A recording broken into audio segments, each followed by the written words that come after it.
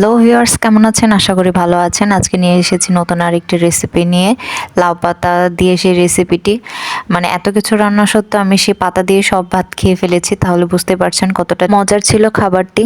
এই যে পাতা তুলতে এসেছি, আমার ছেলেও চলে এসেছে পাতা তুলতে।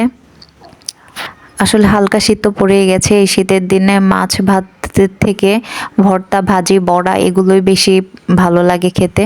তাই হঠাৎ ইচ্ছে করছিল যে লাউ পাতা দিয়ে ভর্তা তৈরি করব এবং খুবই সহজ পদ্ধতিতে এই ভর্তাটি, তাই আপনাদের সাথে শেয়ার করতে চলে এসেছি।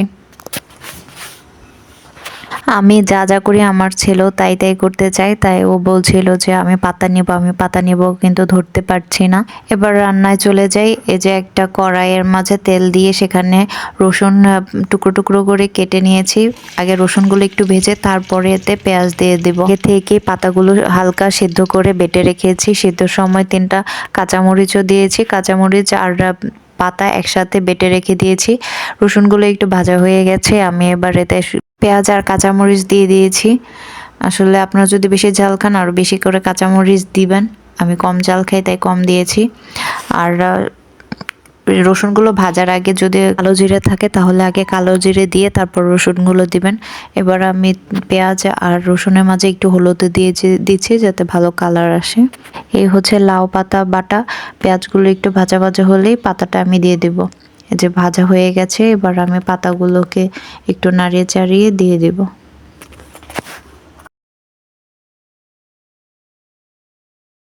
এবার লাউ পাতা বাটাটা দিয়ে দিব।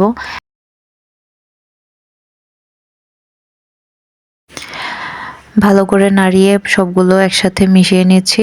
জলটা টানানো হয়ে গেলে তারপর নামিয়ে নেব। সে পর্যন্ত নাড়া দিয়ে যেতে হবে যেন কড়াইয়ের মাঝে লেগে না যায়।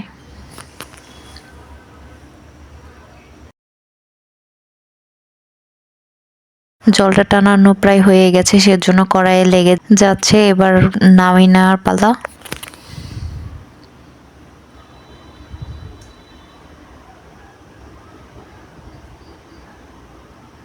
এবার নামিয়ে নিচ্ছি। এই হলো ভর্তা। গরম ভাতের সাথে এই ভর্তা খেতে অসাধারণ লাগে।